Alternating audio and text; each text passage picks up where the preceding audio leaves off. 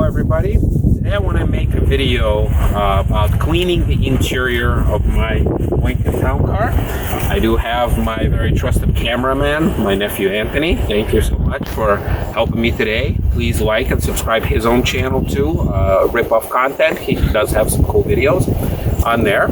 And today I needed a camera person because I need to clean the interior. Well, I don't need to, but I want to. I got my supplies here. I'm going to talk to you about some of the stuff that I do use. By no means is this advertisement for any of these products, but I do use these products as a regular user. This is not sponsored. I wish it was sponsored, but this is a low budget show. So, but I will talk about some of the products here. And I know the exterior is dirty, but it's going to rain again tomorrow. So what's the point of going to the car wash if tomorrow is going to be yet another day? So I'm going to start by vacuuming the inside of this car.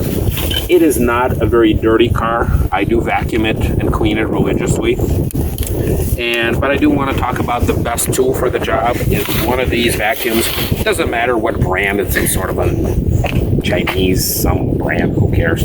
But I like this vacuum because it can be charged from home via normal connector, and then it can also be charged and operate while it's plugged into the car charger. So I do have both of my chargers. That's the regular DC outlet, and then this, I've never used this before, but this I could plug it into the car charger and it would charge. This thing can run for about 20 minutes on battery power alone, and usually 20 minutes you'll be able to lose crap away. And for 20 minutes of runtime, I could get pretty much the entire car and the trunk vacuumed. And it's nice because there's no bags to change. It's a small reservoir, but it can be nicely dumped in the dumpster, which is very nicely located. And I guess I should say that the first step is also parking a car somewhere where I can get easy access to all four doors. I don't have a luxury of a garage, so getting all four doors open will give me a nice area to work. Alright, so I'm going to start off on this side, right here. And oh, you know what, if this is in the way, let me close this. Alright, I'm going to first start by dumping the rubberized floor mats. As you can see, they are pretty clean, but just to make sure, how about that? Now, ideally, I would maybe put some soap on it, maybe use some brush with a bucket, but once again, not having a garage, not having access to a water hose, that's an easy access. That's the poor man's version of cleaning your rubberized floor.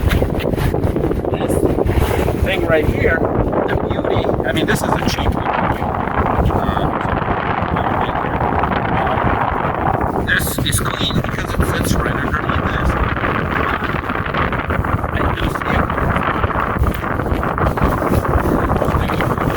These.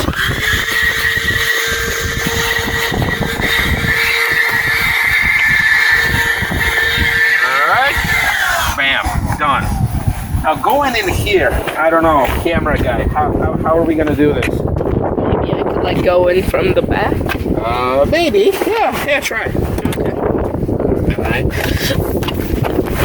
Alright, so once again, just going in here, it is pretty clean, but just very basic.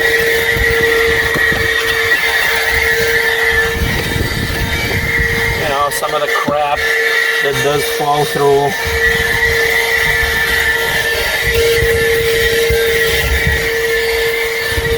And actually the suction is actually pretty good on this. I'm surprised that for like a $25 vacuum, and you can stay right there, I'm gonna go on that side quickly. What do I record now?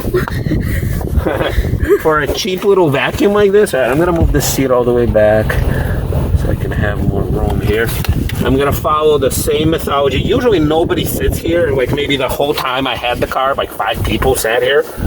So I'm gonna give it a good whack. Clean. I'm gonna take this out. This is spotless, so, well, I shouldn't say spotless, but let's just do this.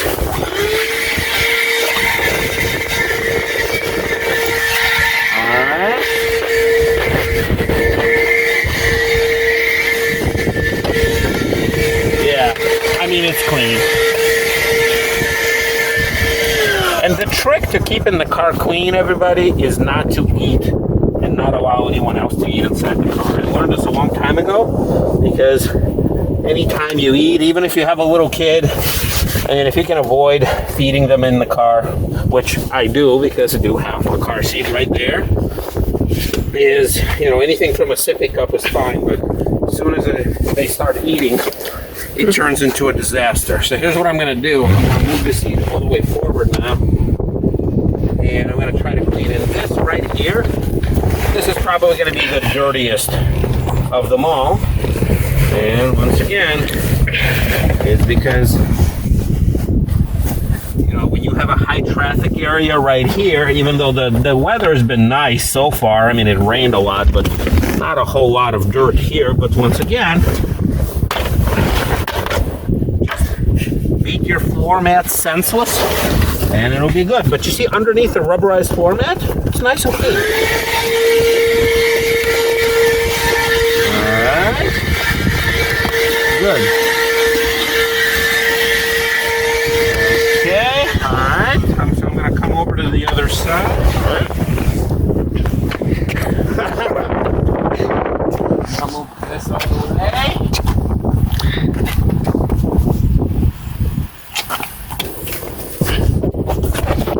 Okay. Same thing here. So, cleaning a car when it's already clean is nice. And someday I will have a garage and I will do it better. But I'd rather do it myself than pay somebody else to do it for me.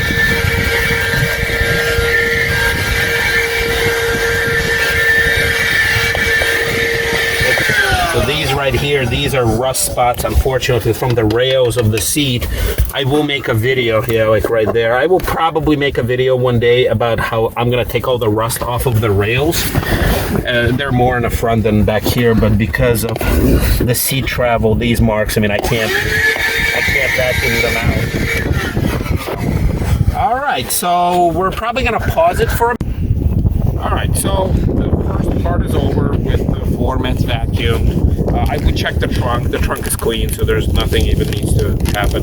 We're going to move to other parts of the interior. And for those, I get these cheap, in this case, it's Grease Monkey gloves, but it could be any other brand. I try not to use the surgical stuff because, you know, at the time of the virus, everybody needs the surgical stuff. And these are only really for like machinery and car stuff. So I don't think any respectable doctor will use these. But I like them because they don't smear stuff, especially if I accidentally touch the glass, which is a pet peeve of mine, not to leave any streaks. So, gearing up. We're going to use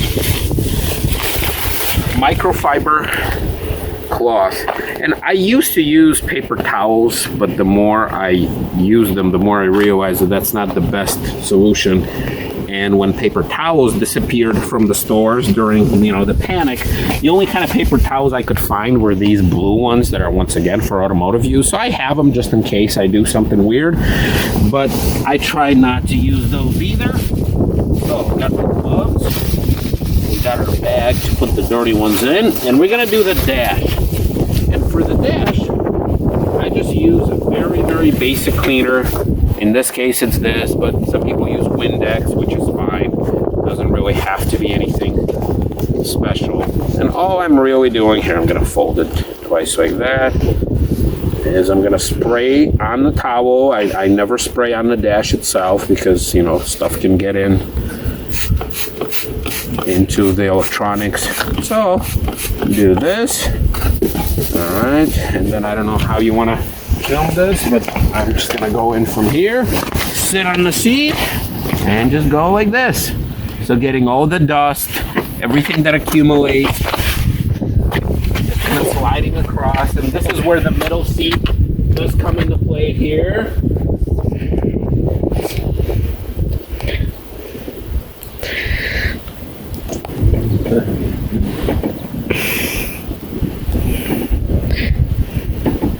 And then I do try to kind of go two pass. So one, I mean, it picked up a few little bits and pieces. And then I kind of fold it over. And I'm going to do one more pass to get anything and also to dry it. This.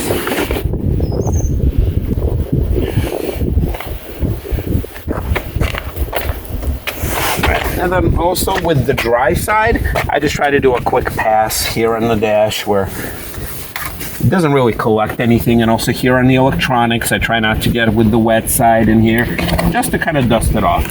Like I said, the beauty of keeping the car food free is that you don't really have to worry about stuff like crumbs and, you know, pieces of fries falling off or falling out. I will use a separate cleaner for the steering wheel because it's the leather, and then we'll do the seats and that next. Here also, I mean, I don't smoke, so there is no ashes here to collect. This is all clean, so don't really have anything here, but we can dust a little bit off of here. Yep, here's. All right, so that's it for that. I'm also going to do just a quick little pass here in the armrest. I'm going to spray it one time. Oh, two. Let's go. And then I'm going to do here. Now, on the other side, there's barely, if you want to maybe move through this side here. This is kind of like a high traffic area for your elbows and for touching all the controls.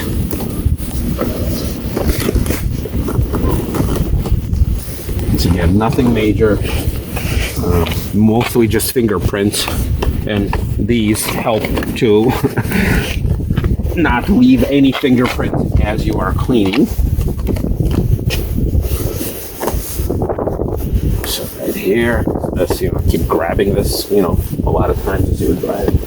All right, the last, because this is already kind of dirty, and this is kind of going to be the last thing that I'm going to use this for before it goes in the washer. I'm going to spray it a couple more times, and I'm going to clean this. This right here, it's a pretty common dirty spot because as you get in and out of the car, you inevitably leave some shoe prints here.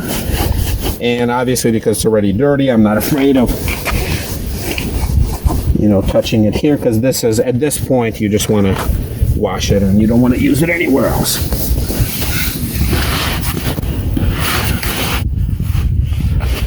Got my glued on, looks like, well, I mentioned this before, it looks like the previous owner used super Gorilla Glue here for some unknown reason. So, all right, so at this point, yeah, this one is done. So we're gonna pause, and I stress that pause button, and we're gonna move on to the next step. All right.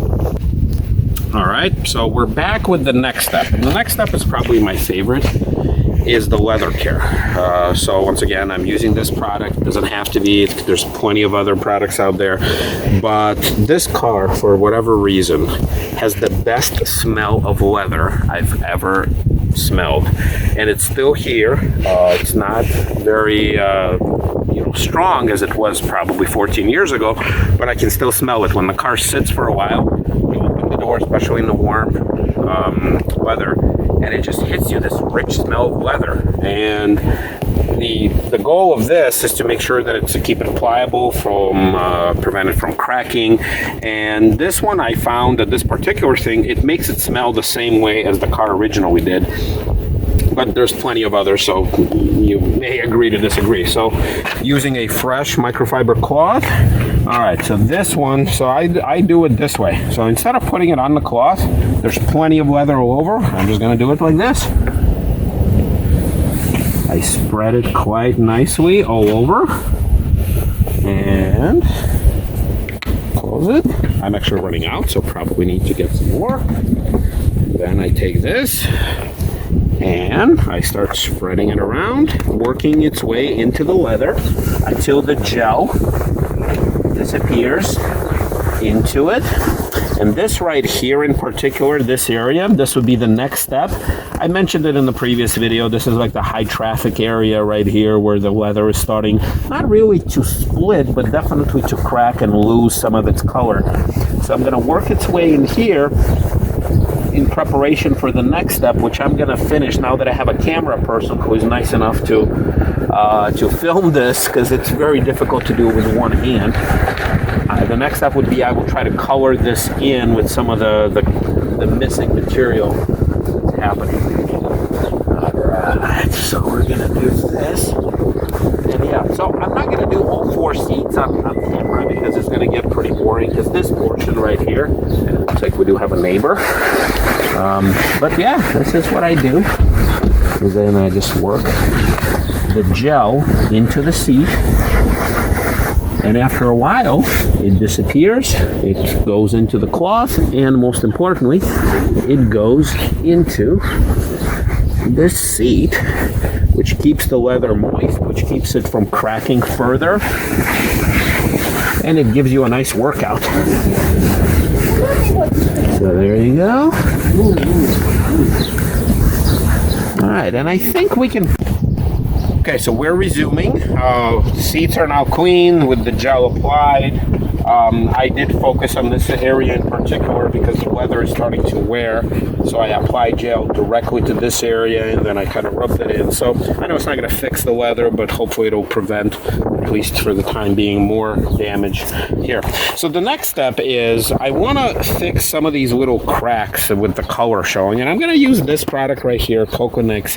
I bought it on Amazon. It's nothing special, but it comes with a bunch of stuff, which I'll just throw on the floor for now. But most importantly, it comes with this. And this stuff right here, this is the paste that I had to mix in from a bunch of different colors that come in this package right here. So this was the most difficult part of this entire thing, is it comes with all these colorful tubes, and it has a chart. I don't know where, I think the chart is in this paper, that basically tells you how much of each, like how many drops to mix in to match the color of your leather. Now, if I had brown, black, white, any number of solid color, I could easily just apply it from the tube. Because I have this white, I think it's called camel interior, camel color. I had to mix it in, and now it's not close. So now, I guess I could lose the gloves. All right, we're gonna have to pause this to open this can. So let's pause. All right, sorry about that. Had to open up this can. So it's this gooey stuff that's obviously dried up a little bit, but not too much. So I matched, maybe I'll go on the other side. Okay, there.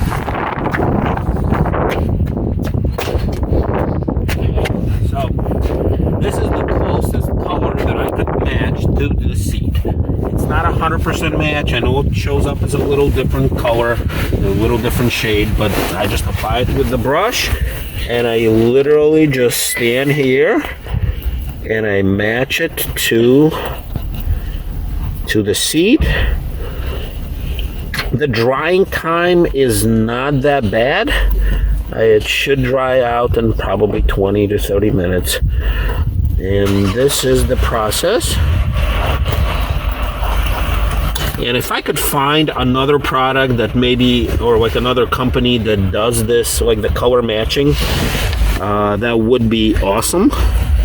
Because I tell you, trying to mix in one drop of this and one drop of that and stand there, I must have took over to, I don't know, maybe definitely over an hour to get it to this color.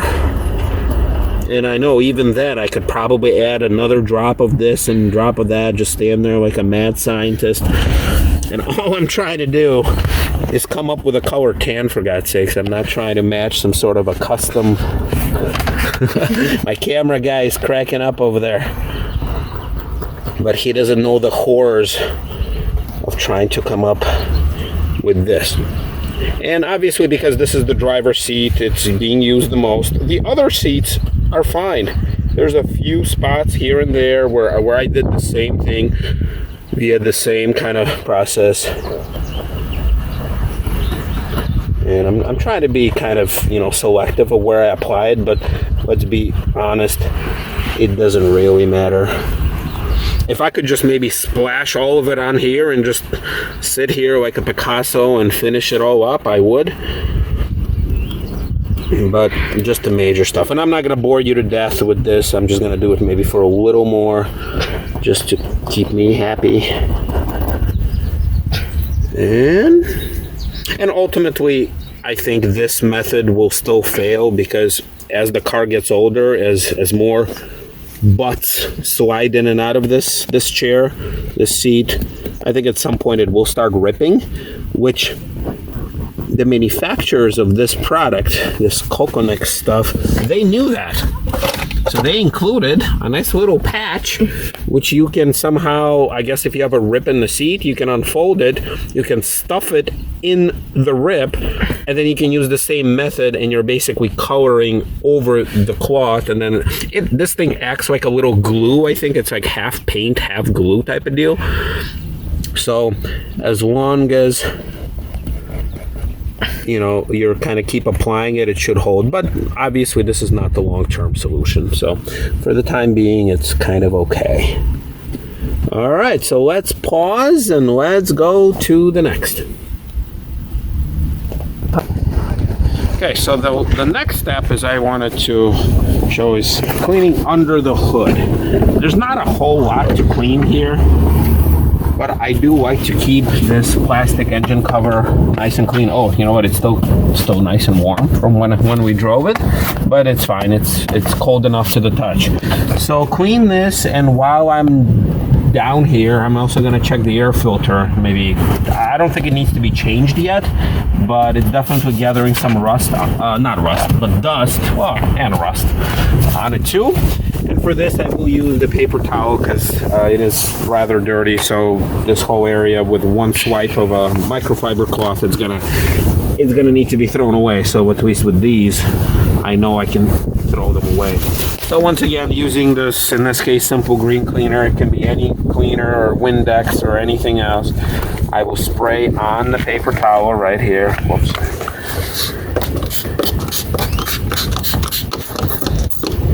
And I will do a very simple wipe down. You know what, it's not that dirty, but definitely looks much nicer after you wipe it off. I wish that this emblem was some sort of chrome, or maybe said Lincoln on it or something that just says V8, but I guess I could also use the same thing here. All right.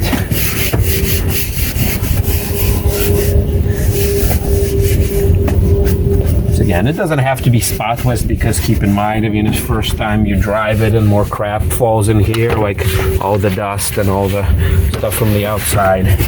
But I do want to check the air filter while I'm down here. There's just two easy clamps. This thing should come out. Oh, it comes out the other way. There you go. Air filter. It looks good. Yeah, it looks clean. I inherited this from the previous owner, or maybe the dealership changed it, but look, it's nice and white here, clean. It's starting to get a little dirty here on the surface, but in general, yeah, it's nice. So I do like to check it probably every other oil change. So, and then down here, in case if there's any crap that fell in, but it looks like it's all nice. And the air intake, which is actually right here underneath. So just slide it back in.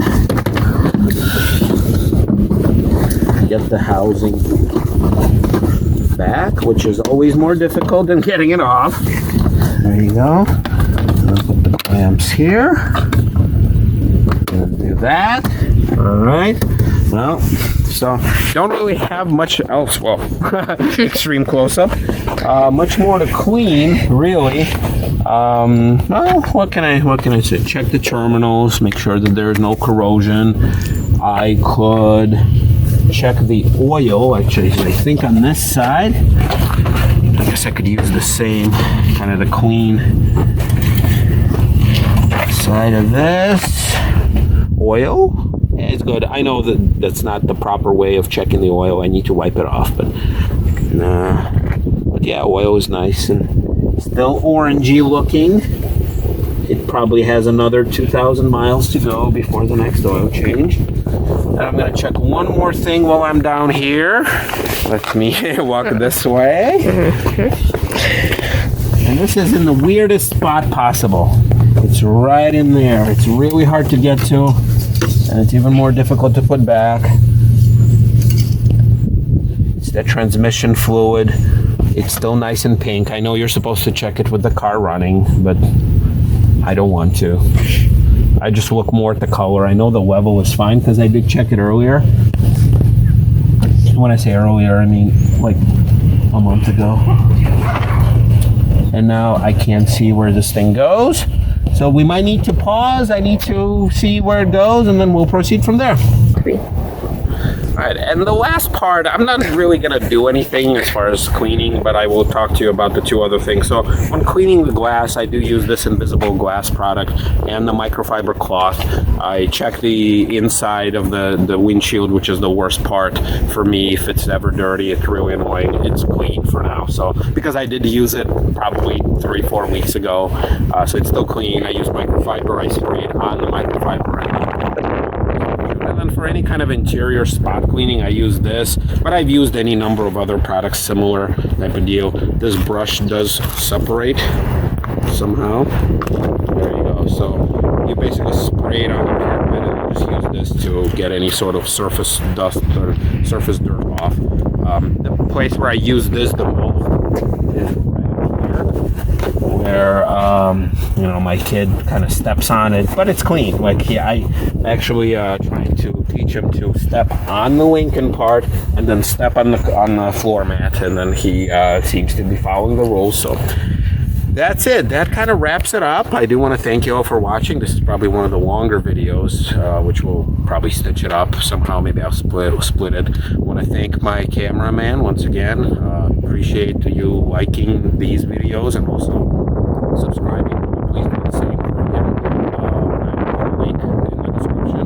And until next time. All right.